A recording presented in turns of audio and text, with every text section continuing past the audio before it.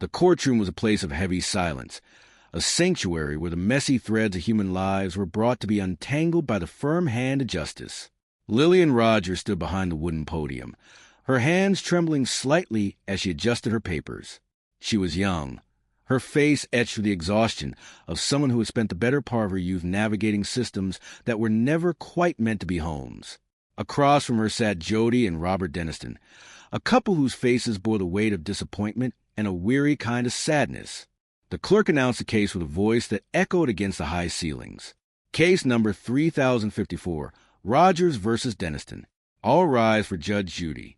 The footsteps of the judge were rhythmic and purposeful, the sound of authority entering the room. She took her seat, her eyes sharp and discerning, sweeping over participants like a searchlight looking for the truth hidden beneath layers of resentment and loss. Lillian, the judge began, her voice a low rumble that commanded attention. Let me see if I understand what your position is.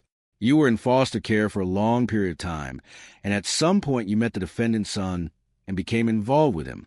Tell me, in what year was that, and how old were you at the time?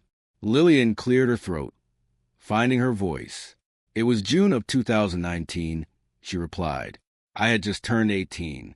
The story began there, in the heat of a California summer, when the world seemed wide and full of possibilities.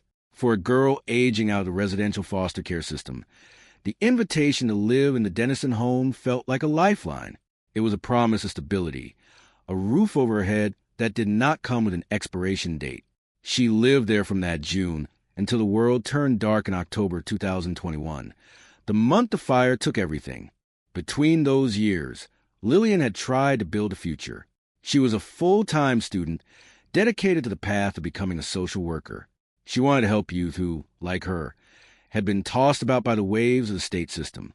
She attended a junior college while living with the Dennistons and later transitioned to Stanislaus State in Turlock. The state of California paid for her tuition, a small recompense for a childhood spent in flux. For a long time, the arrangement was harmonious. Lillian was a part of the family, a shopping buddy to the daughter, Kaylee, and a partner to the son, Bryson.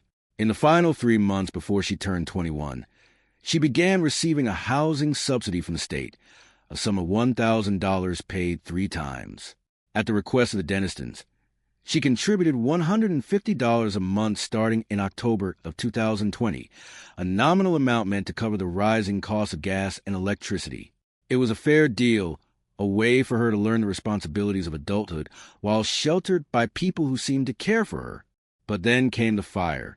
The blaze was a sudden, hungry monster that tore through the house on October 1st, 2021. While the main structure remained, the smoke and the firemen's efforts left a trail of destruction. Lillian's belongings, every physical manifestation of her journey since leaving foster care, were inside. She had no renter's insurance, a common oversight for the young who believe themselves invincible or simply cannot afford the extra expense. The aftermath was a blur of hotel rooms and temporary living. The insurance company paid for the family stay, and Lillian continued to pay her small portion of rent even while they lived out of suitcases. As the house was rebuilt and refurnished, a rift began to grow. Lillian believed that the Dennistons had included her lost items in their insurance claim, using the receipts she had meticulously gathered. She believed they had been reimbursed for her losses and were withholding the money that rightfully belonged to her. In the courtroom, the tension was palpable as the judge sifted through the evidence. Lillian claimed $6,000 in damages. She pointed to a Google Doc sent by the Dennistons, a spreadsheet that listed her items and what they believed she deserved. I had submitted any and all receipts for the insurance company in September of 2022, Lillian explained. I broke up with their son in December of that same year, after they moved back into their house, and everything was refurnished. That is when I knew they had been paid out. Judge Judy looked at the documents, her brow furrowed. She questioned Lillian about a separate case involving truck money and a total vehicle, a complicated side plot involving $3,300. But the focus remained on the fire.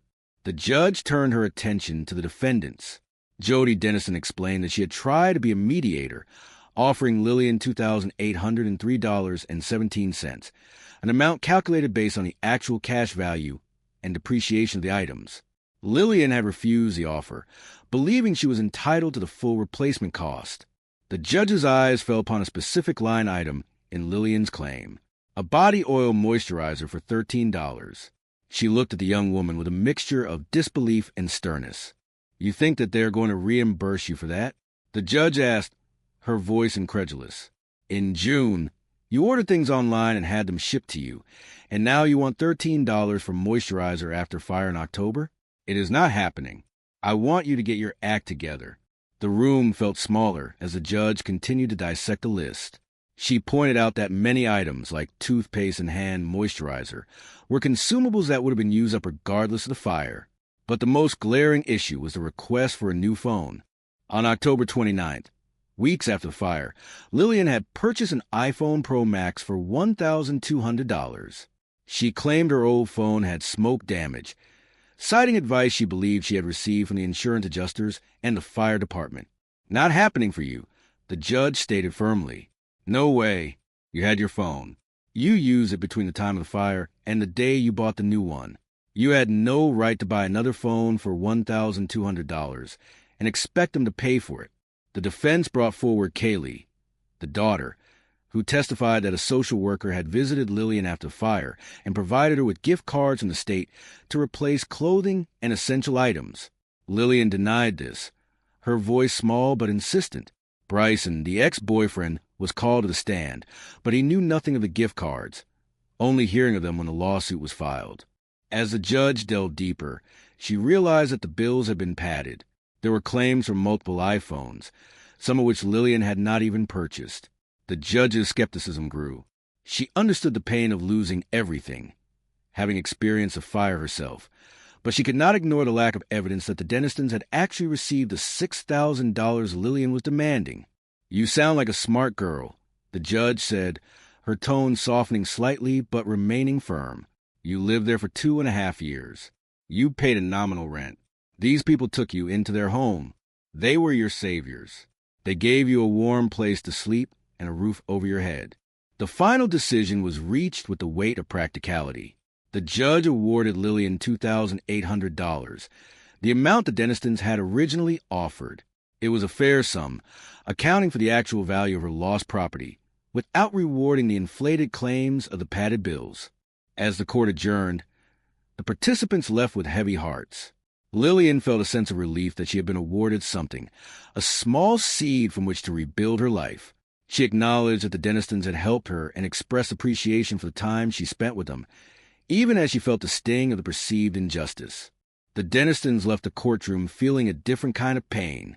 They had opened their hearts and their home to a young woman in need, only to end up in a legal battle. It was a heartbreak that many who give selflessly eventually face. Yet, despite the hurt, they remained committed to their nature. They would continue to help others, because that is what human beings do. The lesson left behind in the quiet courtroom was one of gratitude and responsibility. For the young people watching, the message was clear. If you have things of value, protect them. Renter's insurance is a small price to pay for peace of mind. And for everyone else, the story was a reminder that while the truth often has multiple sides, what is right remains right, and what is wrong remains wrong. Lillian Rogers walked out into the sunlight, a young woman with a future still ahead of her, a bit wiser and perhaps a bit more grounded. The fire had taken her things, but it could not take her resilience. In the end, we all rebuild, one piece at a time, moving forward from the ashes toward a new beginning.